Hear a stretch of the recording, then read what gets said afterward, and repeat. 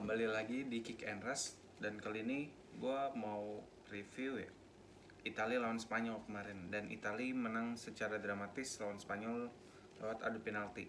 Nah, sebenarnya di babak satu itu Italia lebih ngepres.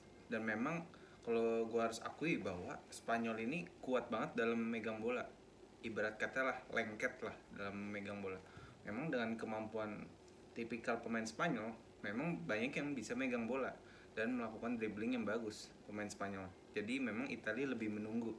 Tapi menunggunya itu bukan dalam hal bertahan secara ke dalam ya, tapi lebih ngepres, lebih keluar. Dan sebenarnya di babak satu itu kedua tim dapat banyak peluang. Dan sebenarnya Italia itu dapat peluang dari kebanyakan sih dari counter ya, karena kan Spanyol lebih megang bola dan Italia lebih ngepres dan memang jarang dapat Italia. Tapi sekali dapat itu menurut gue Italia berbahaya. Dan memang counter attack-nya Italia itu keren ya. Maksudnya permainannya itu 1-2 bolanya memang sulit direbut. Dan babak satu itu seru banget, tensinya tinggi dan saling ngepres. Terus banyak peluang. Dan masuk ke babak 2 gitu. Spanyol makin bagus mainnya, yang gue bingung.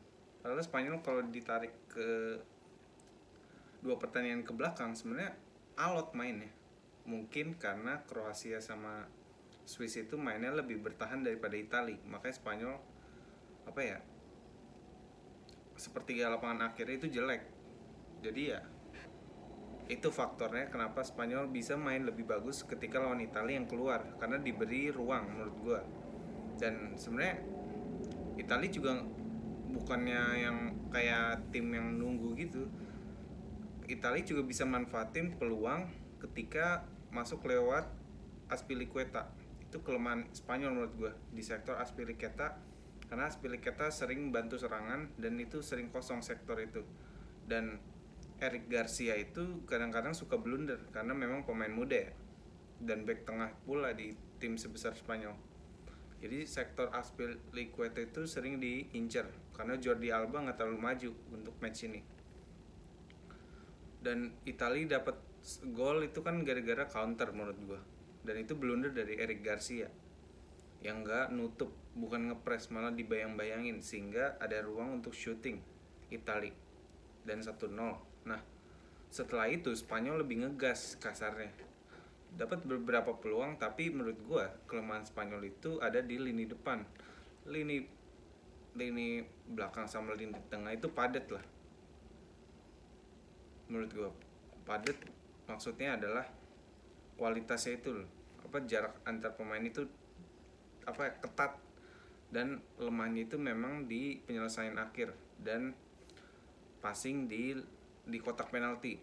Tapi dengan skill individu dan one two nya dengan Morata Olmo itu bisa memecah defense kuatnya dari Italia. Dan memang untuk memecah defense Italia itu harus dengan one two pass kayak gitu.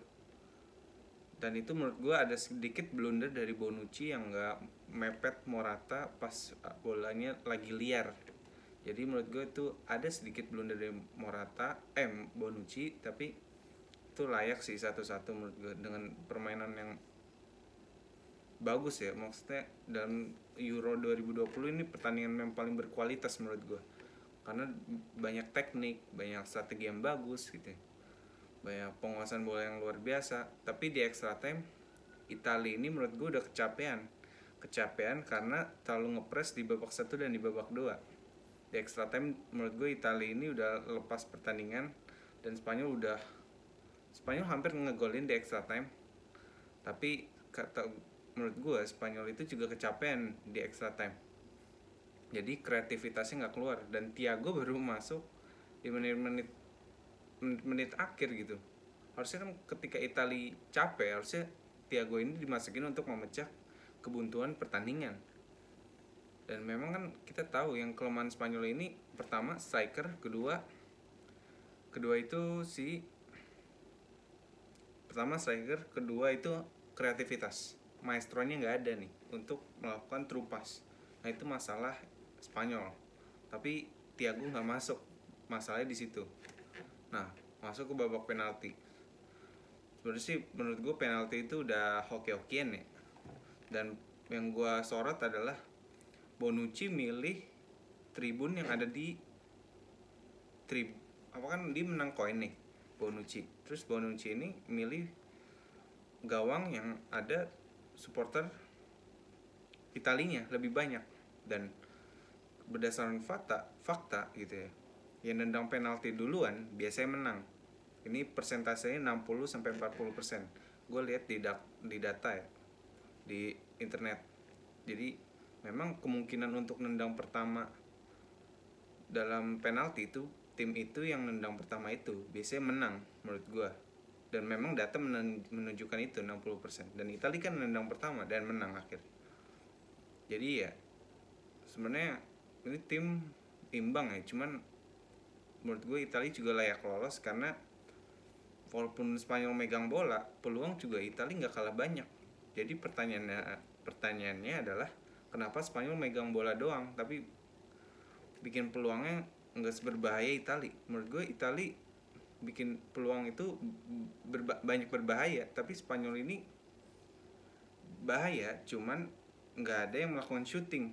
Maksudnya umpan doang, itu umpan berbahaya cuman yang melakukan shooting itu nggak kena atau nggak lewat doang. Jadi ya Italia menurut gue layak lolos, dan lawannya Inggris ya. Inggris juga lawan Denmark ada beruntungnya karena golnya bunuh diri satu, kedua golnya penalti yang kontroversial karena ada bola masuk sama kemungkinan diving dari Sterling ya. Tapi gue nggak mau review Italia Denmark karena terlalu pragmatis laganya. Udah sekian menurut gue.